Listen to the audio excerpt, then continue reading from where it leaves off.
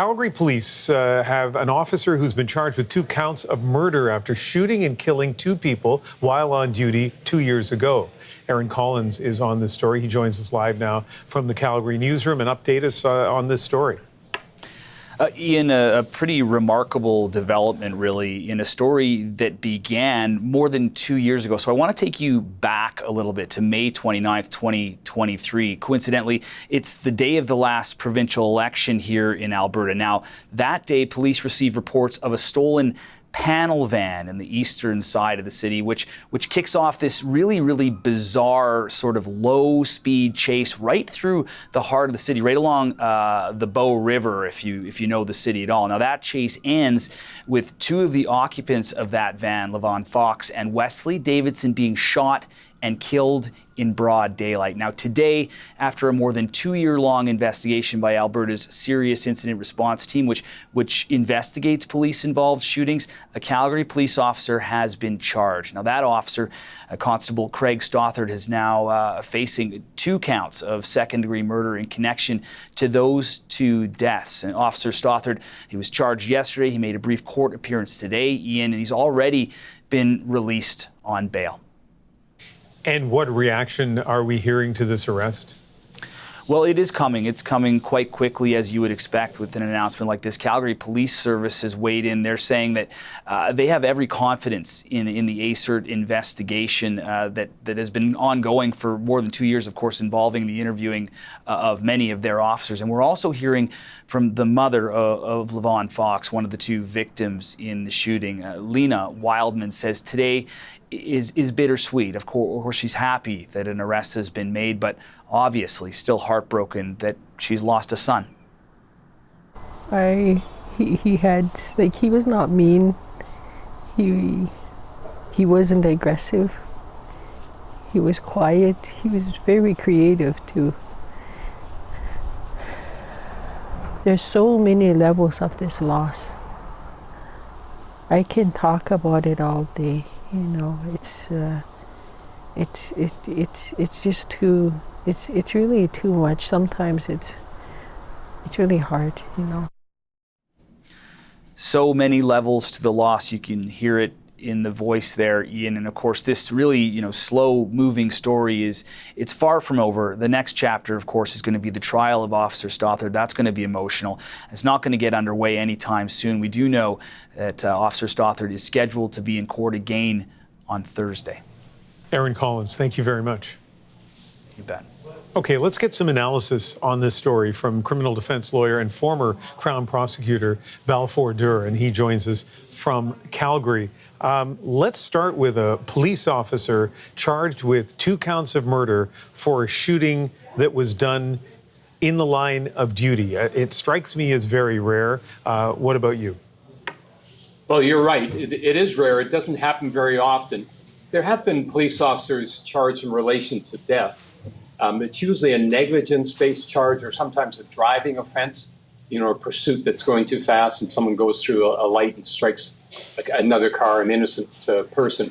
But an actual shooting and the charge being murder is unusual because murder means it's the intentional application of force to kill someone or cause them bodily harm that they're going to die from. So it's an unusual circumstance.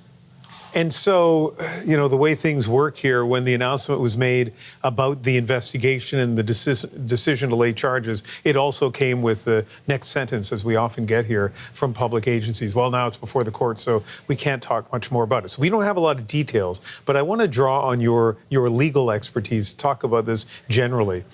Police officers carry guns. They, are expected to use deadly force in some situations. So to charge a police officer with 2 counts of murder, generally speaking, what would the legal standard have to be? Sure, and you're right. The criminal code actually has a section that protects police officers when they use force as part of their duties. Basically, the force has to be reasonable in relation to the situation that they're facing. There is actually a subsection that specifically addresses police officers using deadly force or force that will cause grievous bodily harm. And they're allowed to do that only if they are trying to if they're trying to arrest someone and there's a concern that that person has or will use deadly force against the police or some other innocent person, or they're going to use force that would cause grievous bodily harm. So to answer your question, the laying of the charge suggests that the authorities do not believe that the police officer fell within the protection of the criminal code. A couple of other interesting things here that I'm curious to hear your legal analysis on. First of all, the choice of a murder charge. It feels to me like even if the assessment was made that this police officer acted beyond the lawful authority to use deadly force, that he could have been charged with manslaughter, for example. Still a serious charge, but not a murder charge. Does the murder charge surprise you? Yes, and it's because of the level of intention required to convict someone of murder. Murder is the intentional causing of someone's death.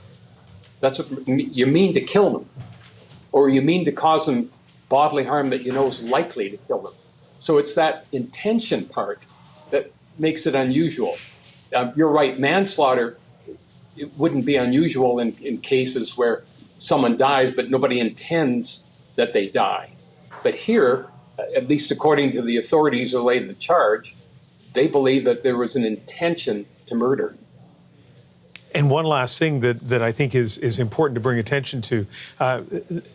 This didn't happen quickly in terms of the laying of charges. The agency in Alberta that investigates potential wrongdoing by police took a long time. It's been 2 years, I think, since its incident. Took a long time to investigate this.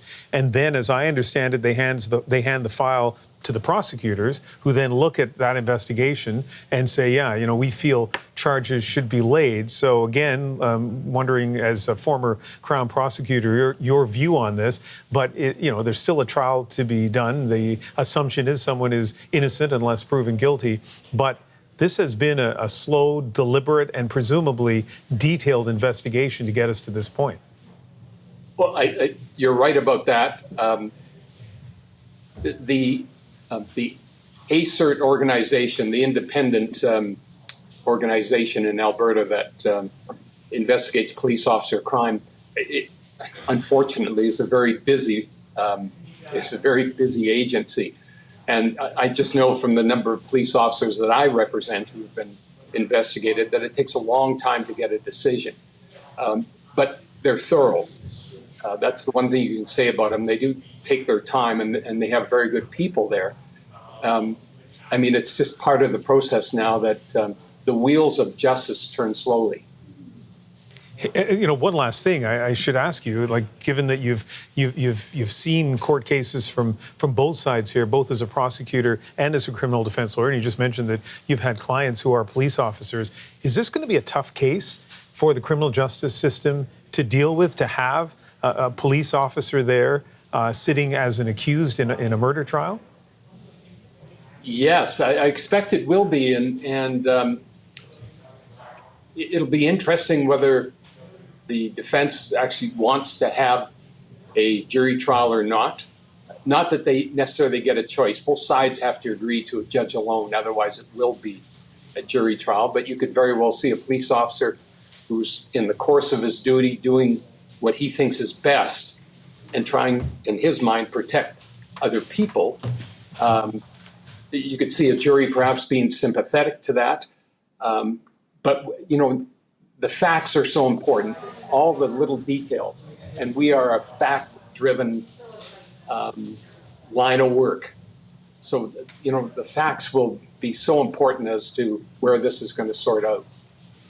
And at some point in the future, and who knows how long it'll be before this trial happens, we will finally, hear those facts in detail about what led authorities to determine that the charges ought to be laid. Highly unusual case, likely will be a highly charged trial. And Balfour, really appreciate your analysis this evening. You're very welcome, Ian. Criminal defense lawyer and former Crown prosecutor Balfour Durr joining us from Calgary.